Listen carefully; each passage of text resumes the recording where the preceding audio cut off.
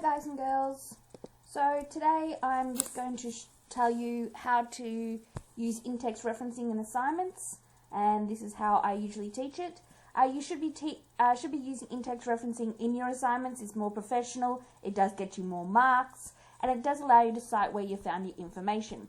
It is not a bibliography. Just because you've in-text referenced it does not mean that you don't have to do a bibliography. You have to do both. If you need to know how to do a bibliography, you can go to that website there and it'll help you out. It does increase your grades because it shows an ability to actually work out what information that you have, reword it, and incorporate it.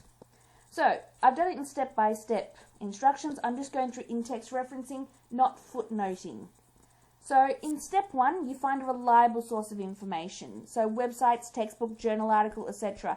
It should not be from Wikipedia or a blog or information from a Google search engine results page. It has to be a reliable website. So, for example, the Australian War Memorial, Psych Online, Encyclopedia Britannica, whatever is actually legitimately reliable.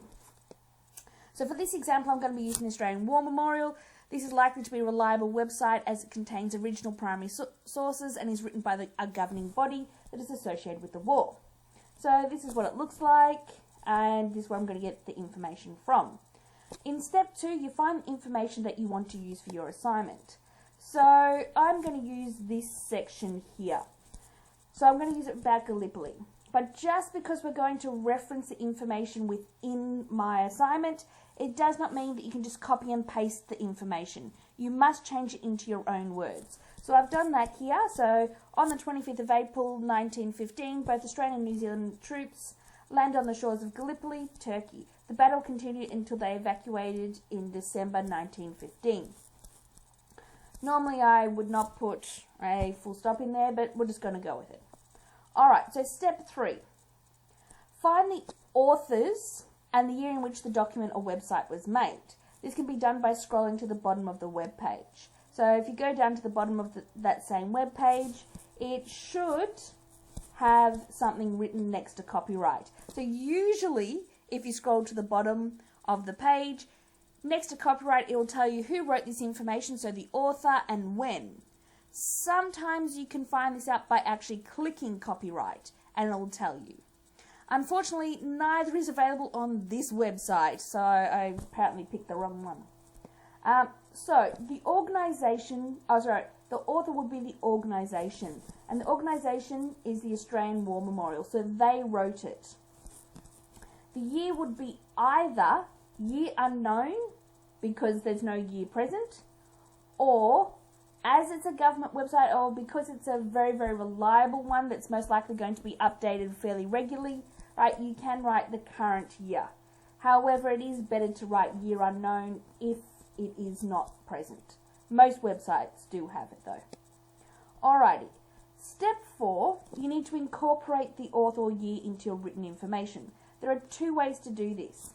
You can do it at the start of your information, and that's when it's used most when you're paraphrasing what someone has said. So you're paraphrasing a quote they may have said, or maybe a statement that they've made.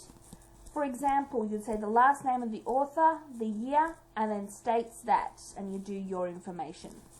So the Australian War Memorial, year unknown, states that on the 25th of April 1915, blah, blah, blah, blah, blah, blah, blah. So you've done it at the start, or I've done it both ways with the year. Or you can do it at the end of your information. So this is used most when summarising information into your own words. So maybe you've got a chunk of information about Gallipoli and you've put it into your own words, but you have to say where you got it from, where that specific information is from.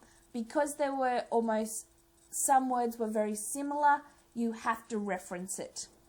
So I've done that, and you can see here it is at the end. So you do your information, and then in brackets the last name of the author, year. If there is more than one author, let's say for example, I'll use my name, so Irving and we'll go Smith. right? We'll go 2020, right? You do it like that. Let's say, for example, you've used Irving Smith, and we'll add another author here, and Jones. You can actually change it to Irving et al. And sorry, 2020, and you can do it like that.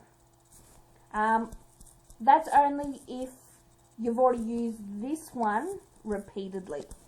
So if you've used that repeatedly, then the next time you use it, you can do Irving et al. At that. So I'll just delete that because that's gonna ruin it. Okay.